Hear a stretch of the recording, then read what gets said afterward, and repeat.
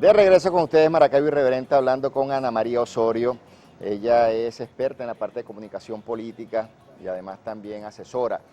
Y también ha llevado adelante una serie de actividades importantes como conferencista.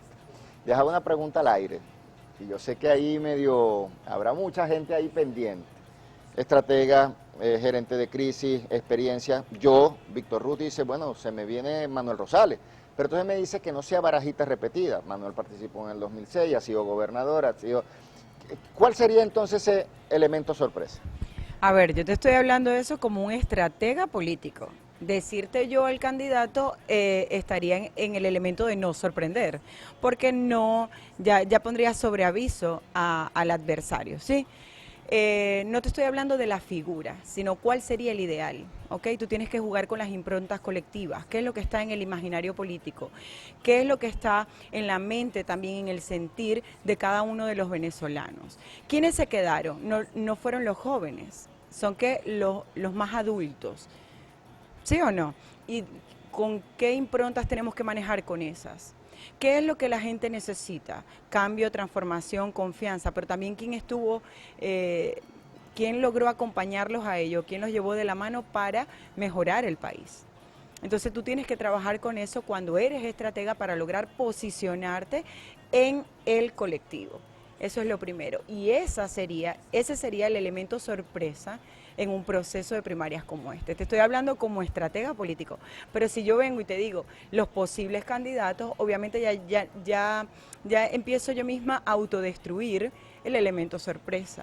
El elemento sorpresa es como pasó en su momento con Guaidó, un político de segunda línea que de repente llegó a encabezar y que no hubo necesidad de tanta maquinaria política para que él lograra llenar todas las calles y empezar a hacer su proselitismo político. ¿Por qué? Porque la gente quería una persona joven, una cara nueva.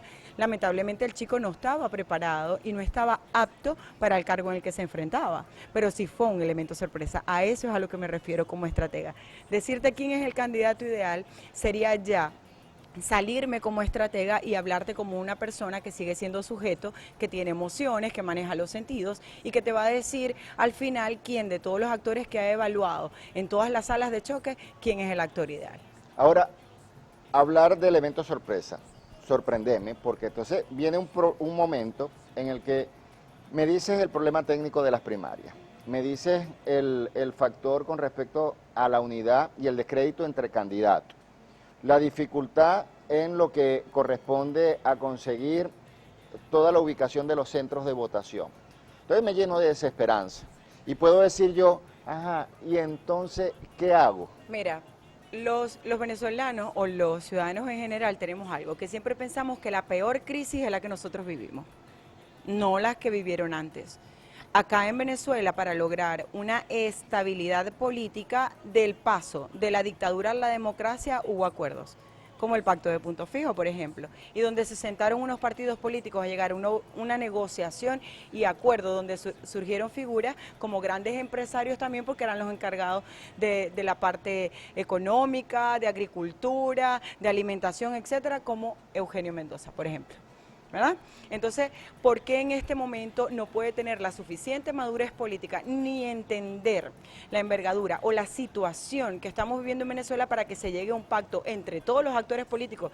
Ya no son 4, ahora son 14 actores políticos y todos los factores políticos que ellos tienen detrás para llegar a un acuerdo y una negociación y establecer quién es la figura, quién es el elegible en este momento, y luego pasar un proceso de transición de evitar los golpes de Estado, como se hizo en aquel momento, dejar la estabilidad en el poder de aquel actor político que sea electo, pero también dar las bases para empezar la institucionalidad del Estado y también para solidificar la democracia que lamentablemente hoy día está muy quebrantada en el país. Me queda un minuto, un poquito más, porque sé que la gente va a estar emocionada con esta respuesta.